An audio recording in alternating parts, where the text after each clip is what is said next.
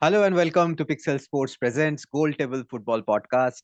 I'm Gigi, once again joined by TD and DJ. We have been covering the Euro 2024 in detail, right from the beginning, starting from the history, from the group stages, and now we are into the knockouts. We have already had the entire round of 16 matches, all the 8 matches, and we have the quarterfinal lineup. I will first simply read out the lineup. All of you are familiar with it. Germany will take on Spain.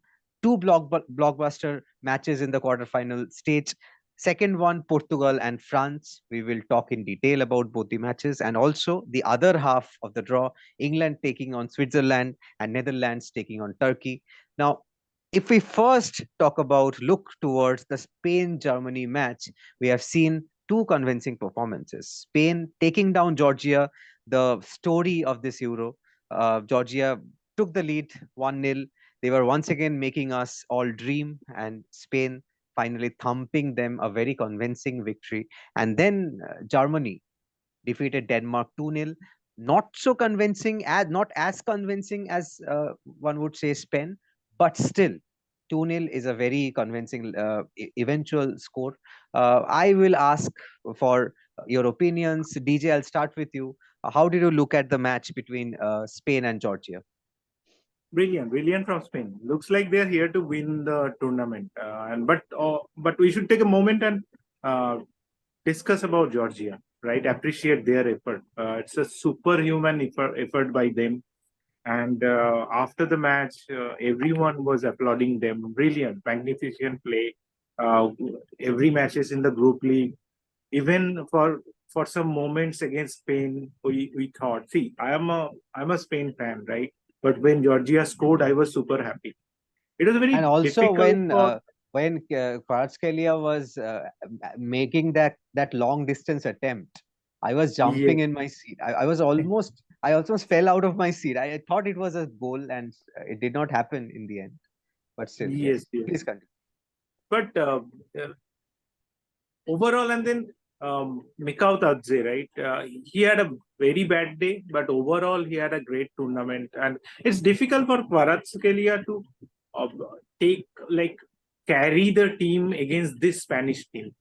They could have won against any other team, but this Spain or this Germany, both teams looking very good and favorite to win this Euro, right? So that's how it went. And if we talk about Spain, how good are they?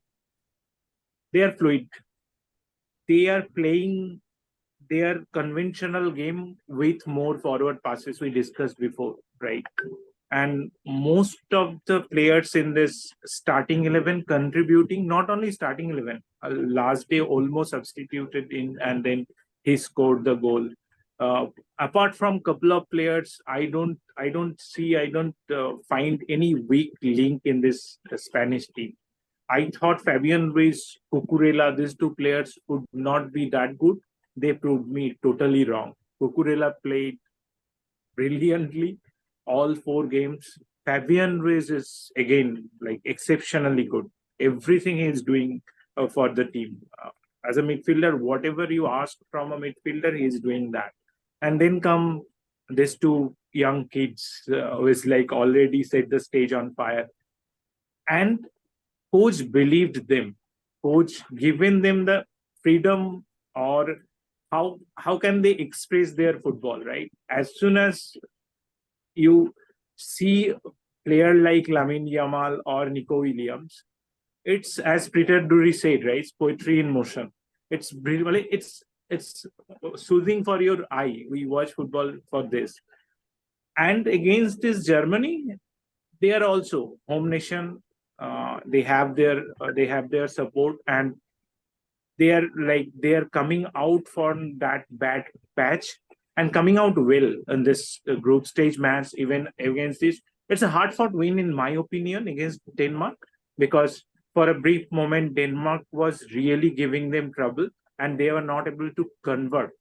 uh, Before the lightning, even when Anderson scored that goal cancelled, it was a moment when everyone is thinking that Germany might panic, but they didn't. They didn't panic.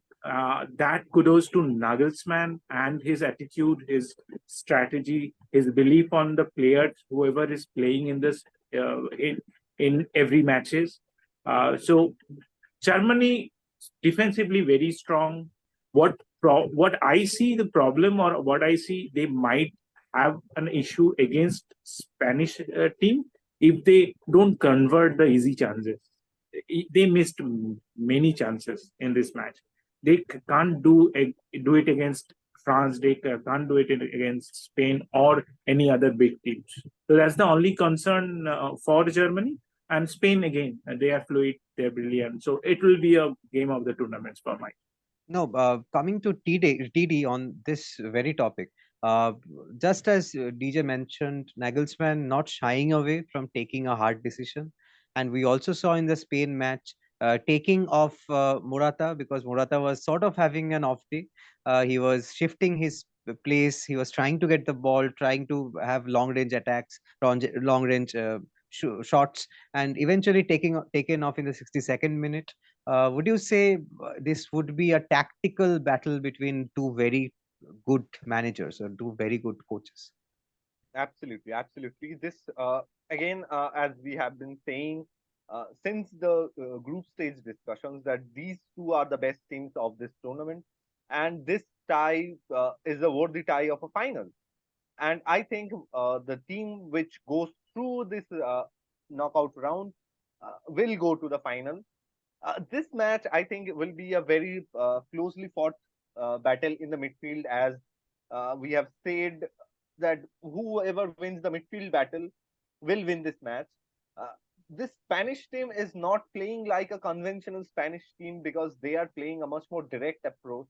I think this is a kind of a synthesis between the tactics of Pep Guardiola and Jurgen Klopp, the gegenpressing of Jurgen Klopp, and the uses of half spaces in the attacking third, which Pedri and Fabian Ruiz both are playing at the same time, which gives you a lot of width.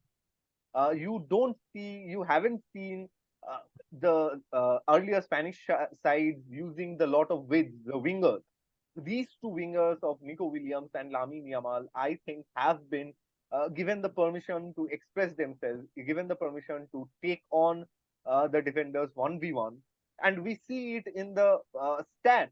Uh, if you see, look at the stats, Spanish players are the number one players in terms of taking other opponents' players 1v1. So this has to be a tactical decision. On the other hand, if we look at the German side, they are very as stout in the defensive business. They have not faltered in this tournament. Uh, what DJ was saying, Mittelstadt, he was not missed. Schlotterbeck came in and he was arguably the best performing defender for this German side. So I think this is a very difficult game to predict what is going to happen. What is going to happen is that for sure Andrich is going to man mark Rodri out of this game, and if he succeeds in doing this, I think this German side has a fair chance. Uh, I have a thing to say about the Spanish team, that this Spanish team has not faced a tough challenge till now. This is probably the toughest challenge for this Spanish team. And when they faced a similar kind of challenge against Croatia, they found it difficult to score. So this scoring issue, I think it will be, if the goal does not come through the wings, it will be a issue for Spain. On the other hand, if you look at Germany, they are squandering easy chances. Kai Havertz is missing many chances. I think the last day against Denmark, he could have had an hat trick, and he missed almost all his opportunities. So it is very difficult to predict this match. But for me, I think for the home support, I think the German team and the tactical acumen of Nagelsmann, I think the German team will beat Spain. TD remains very true to his words. He also mentioned in the last round of 16 preview that Spain will struggle if they cannot score. And let's see if that struggle comes back for Spain, the struggle they faced against Croatia. We must not forget that these are two teams, Germany and Spain, who are historically the most successful teams at the Euro. So two most successful teams historically as well, going up against each other. Another blockbuster quarterfinal, Portugal versus France. Both of them sort of not having a very convincing quarterfinal, right? First, I'll talk about the Portugal game.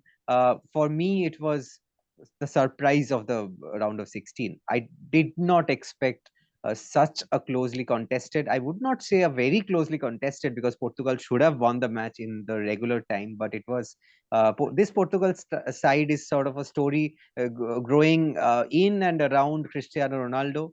The king of Portugal, sort of to say, his swan song, his last Euro, he has said that Diogo Costa has helped him avoid premature uh, retirement. And he has already said, proclaimed that this would be his last Euro. Everyone getting emotional for him. Ronaldo crying his heart out after missing the penalty. So this match sort of was like a cinema, and eventually it came to a blockbuster ending with Diogo Costa. TD, I remember you were saying that Diogo Costa this is a performance of a lifetime. What would you say about this performance? This performance, as I texted in the group after the match, that this was a performance of the lifetime. And historically, the Portuguese goalkeepers, I think they're unbeatable in the penalty shootout, from Victor Baia to Ricardo to Rui Patricio, and now we have Diego Costa. But I think this narrative that going around Ronaldo and Diego Costa is saving Roberto Martinez, is papering the cracks of his tactical vulnerabilities. I think this team selection is pretty much to the point, but his tactical inputs, I think, it is not up to the mark. On the other hand, if we see, I will stick to my point. I mentioned in the group stage analysis that despite how I like Ronaldo, how I am a fanboy of Ronaldo, I think he should come after 50, 60 minutes. Gonzalo Ramos, you have to give young blood the chance. Ronaldo, as we know, he will finish when he gets the chance. The last round was an anomaly when he missed a penalty, missed a sitter. This will not And happen in the the next game. penalty was saved by Oblak as well. It was a brilliant save by Absolutely, Oblak. absolutely, absolutely, absolutely. And Oblak has a history of saving penalties, big match penalties. So this game was not actually very well contested. If we look at the chance that Portugal have had, I think they should have won the match comfortably. And do you want me to speak about France as well? Now, I'll first come to DJ about France. DJ, your take on this France match, because France haven't actually scored any open play goals, but they have not conceded too many as well. So playing very strong in defense as well as midfield, N'Golo Kante, but completely forgetting to score. What is happening, DJ? Yeah. What happening? So no, thing is, France, they are not. It's not that they are playing bad. They're playing, their midfield is good. Rabiot will be missing the next match, as TD mentioned last time. So it will be again Kamavinga, Chouameni, Conte, pacey, fast midfield with the defensive shape they have. Kunde playing good, so everything is good apart from scoring. And Mbappe is not scoring, and Griezmann is not in form. These two are most concerning thing for Deschamps. I think in last game against Belgium, it was a dull game. I didn't find any excitement. I didn't find the game is very exciting for me. And we predicted this to be the most exciting match, and Most exciting unfortunately, matches. No, yeah. just see. Firstly, Belgium started with KDB playing in the D. France started with Griezmann playing in the right. I don't know why these coaches are doing this experiment in a knockout game of Euro. KDB was not receiving any ball in the first half. He was not able to get to the ball because he was playing deep. Why KDB will play in a deeper position when he is fierce? Yeah. Also, just one point. Historically, in the history episodes, you have both of you. We have discussed the bus incidents at Euro. There has been a bus incident in the Belgium France match this time as well. So the Belgian coach has come up with this theory where the bus actually was going at 25 kilometers per hour and took a lot of time to reach the stadium. It actually was held at 20 to 22 red lights or signals, and eventually they did not have enough time to prepare. And this is a real thing that the Belgian coach has come up with. Just a point of interjection. Please But continue. that does not explain his decision to play KDB as the center defensive midfielder, right? Seriously, and like as soon as he moved to forward, immediately he became more dangerous. I think one shot Magnan somehow saved. It was almost in a scoring position. KDB was in a scoring position, right? And on the other side, again, this Deschamps, I don't. It's like a French Southgate. He started playing Griezmann in the right side. Griezmann was completely out of form. He was having he does not have any clue what is going on in the field. Looks like he missed many chances in the group stage game. So France is struggling to score, but again, France is very compact, very good in attack and defense. They are not conceding.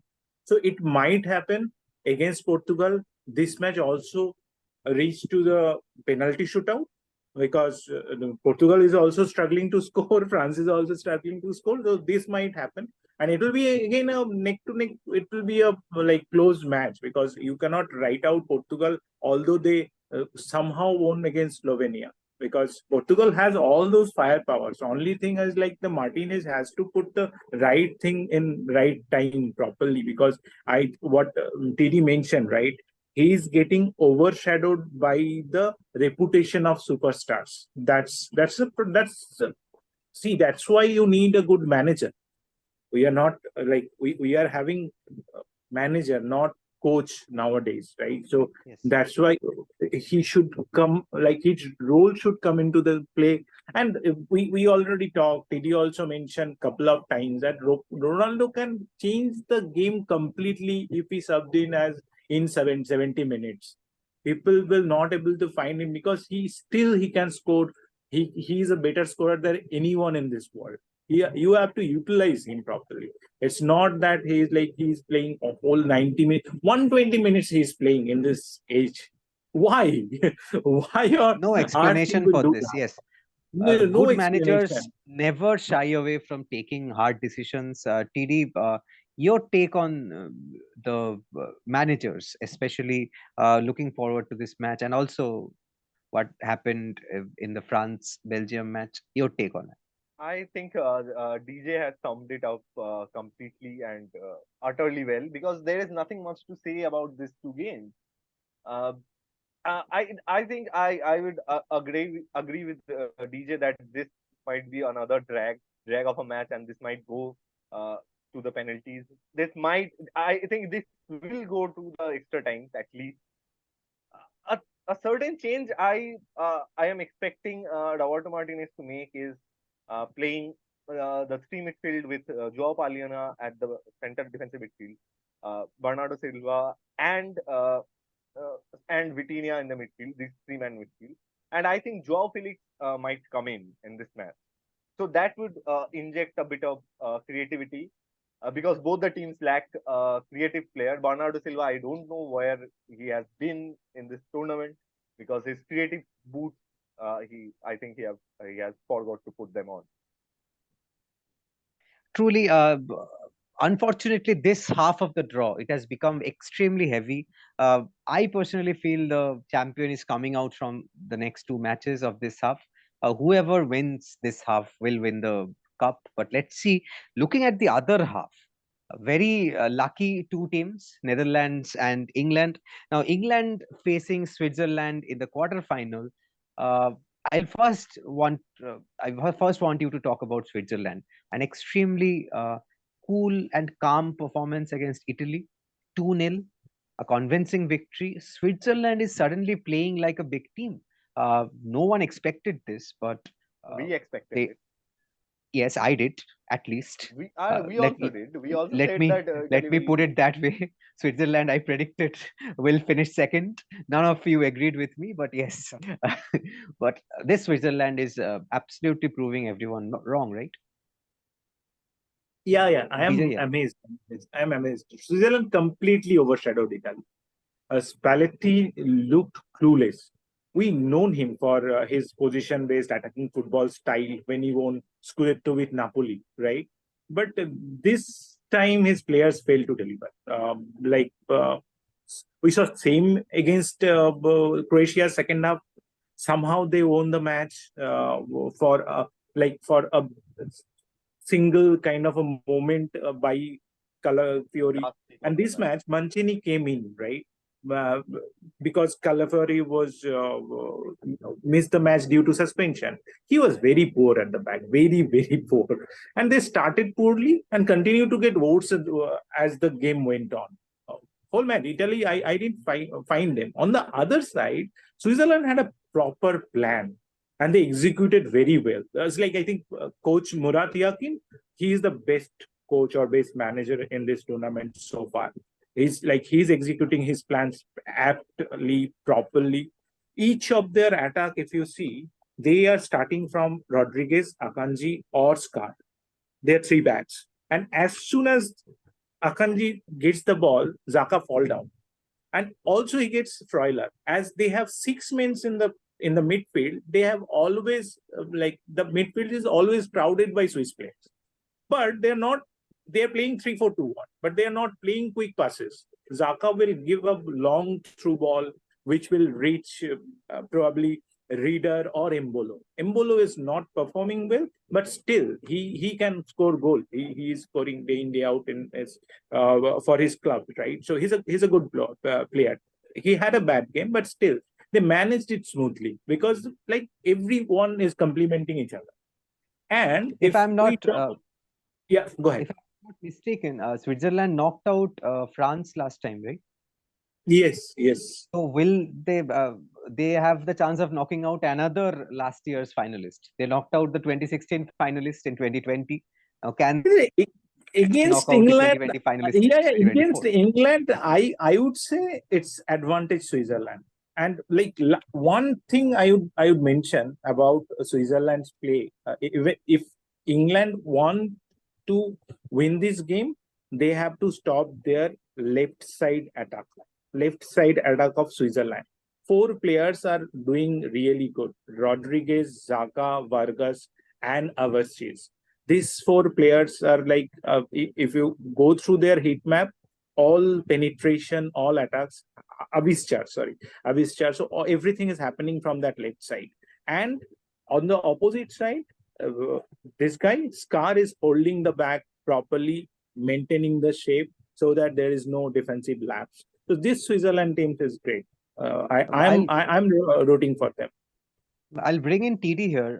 What does England have to do to stop this left-hand side attack? Just that DJ is mentioning. I want you to speak specifically on England, please, I and don't their know what match. more. I don't know what more to say about England. I don't know how they got stuck against Slovenia. They conceded the first goal. The moment that uh, Slovakia. Slovakia, sorry, Portugal the is moment, Slovenia and England is Slovakia. yeah, the moment that when England defenders faced a real problem in starts, they conceded the back line. If you look at the replay, the back line completely fell apart. Uh, it should be a straight line. It was a right angle at that moment when they conceded the goal.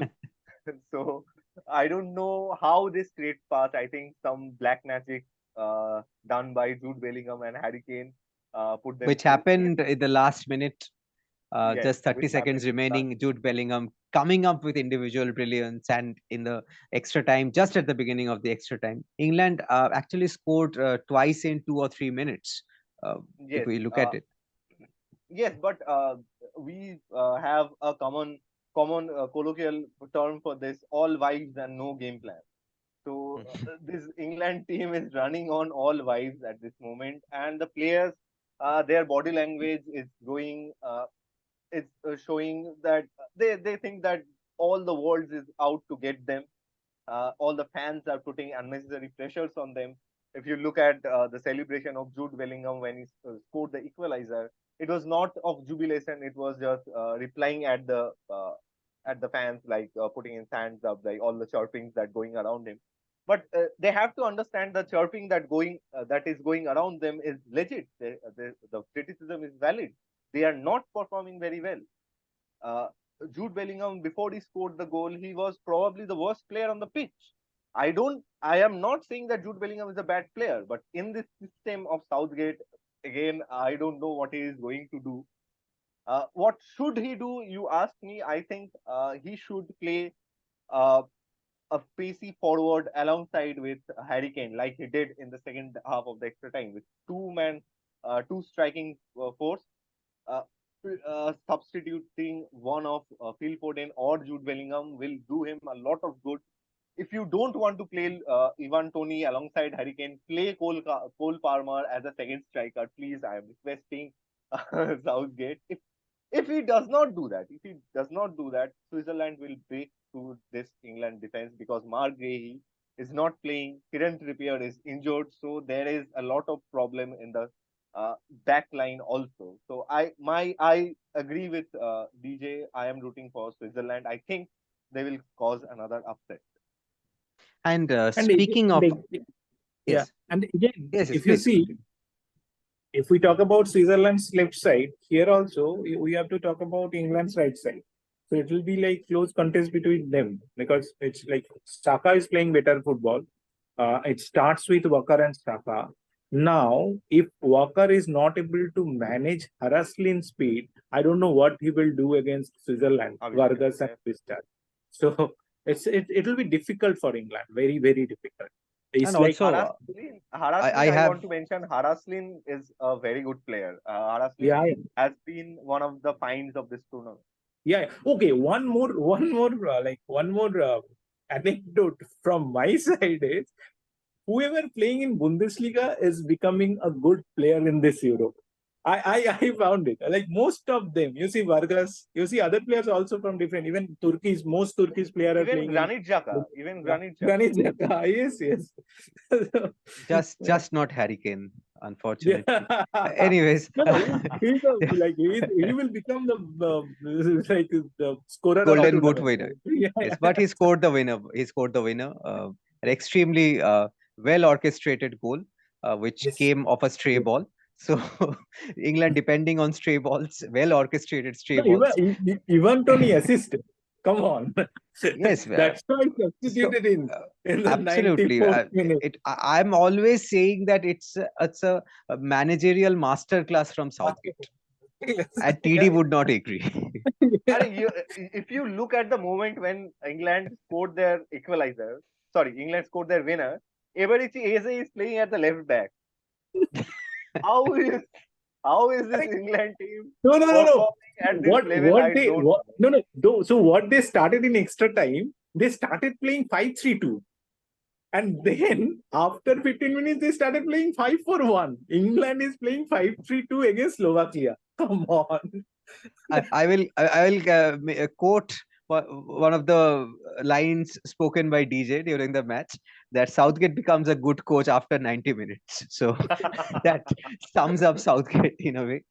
But looking forward to the last quarterfinal, Netherlands taking on not Austria but Turkey. And speaking of that match, what a match!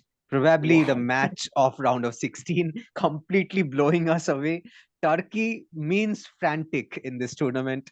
TD, what a frantic start to the match! And how did you see the progress?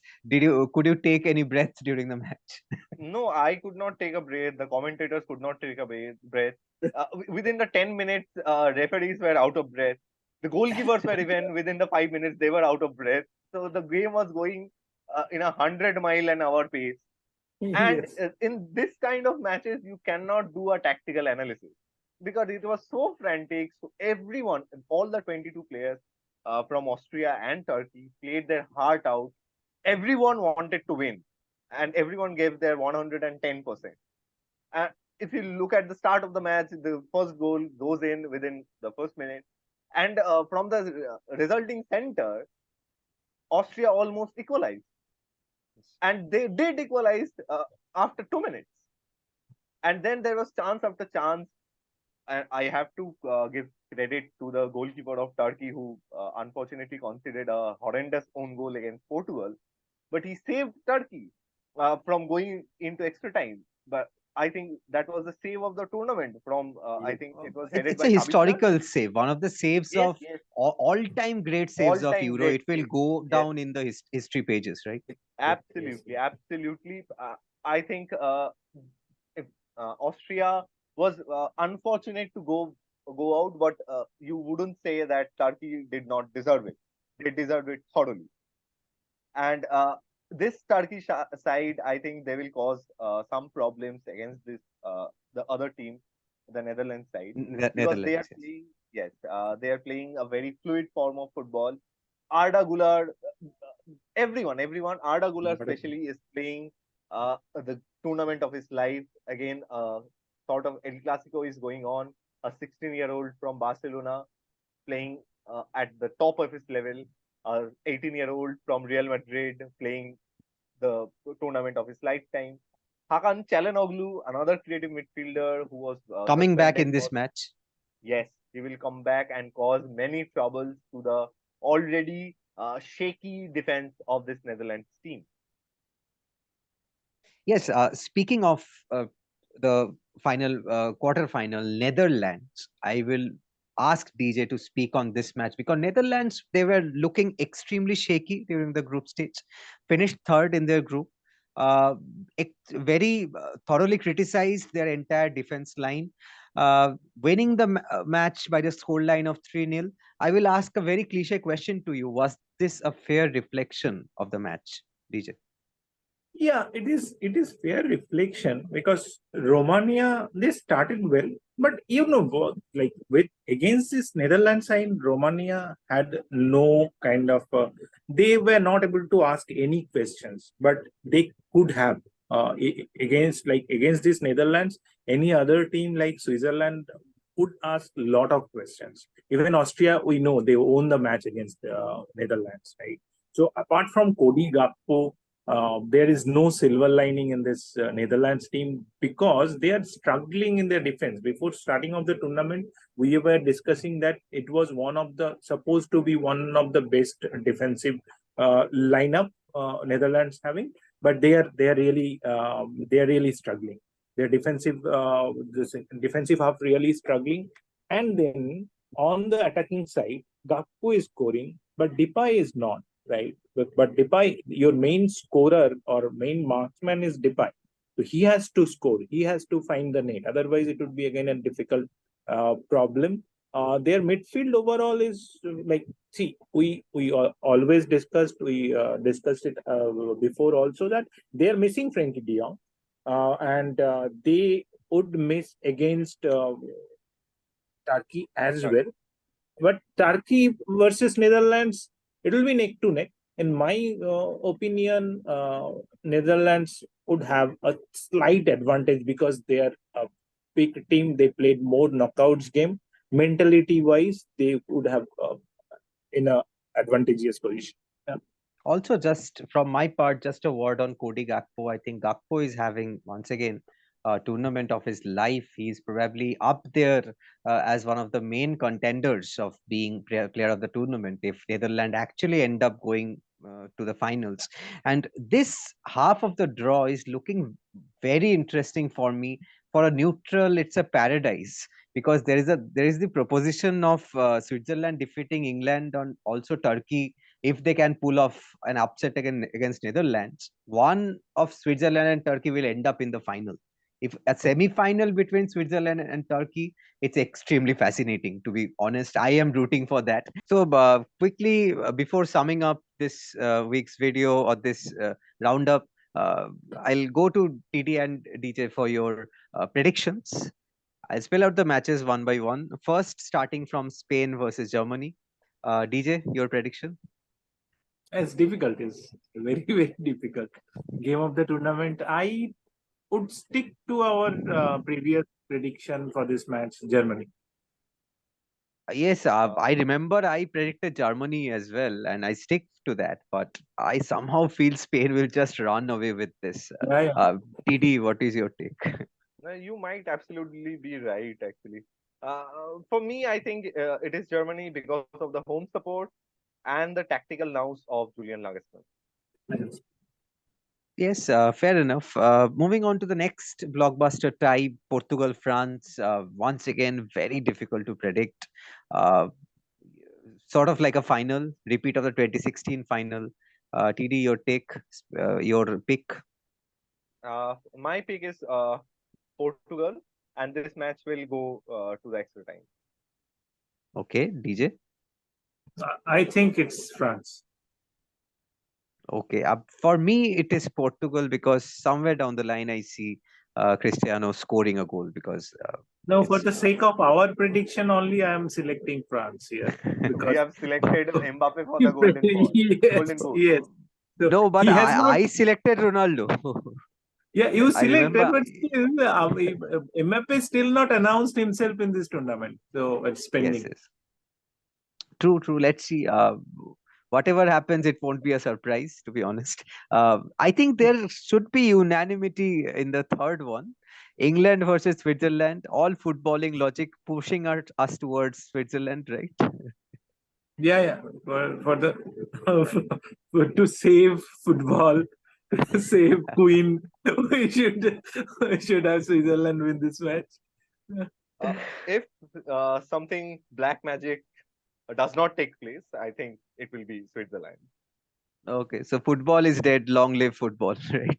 Yes, Next, the final one, Netherlands versus Turkey. I think this is very tricky. It is Obviously, going by the books, Netherlands should win, but prediction, yes, TD.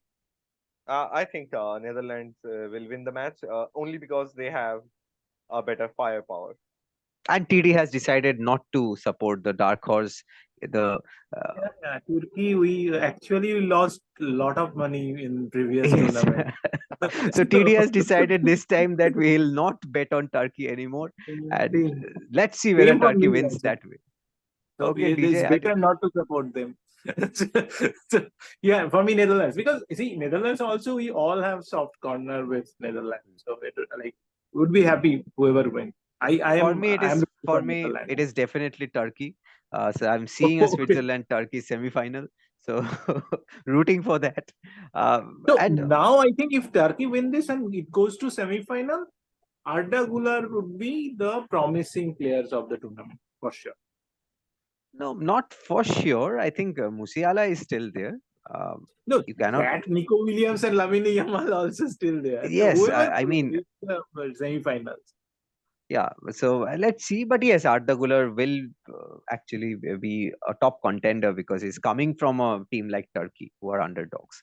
Uh, let's look forward to that. We'll closely follow the quarterfinals. I think all of our viewers will also follow the quarterfinals. Come back to our channel for this in-depth analysis. We are always our experts, and me as the host, we are always coming up with newer tactical uh, analysis and looking forward to the semi-final lineup. Do follow our channel. All of our social media credentials are there in the description box. Go follow them, like, share, and subscribe our video.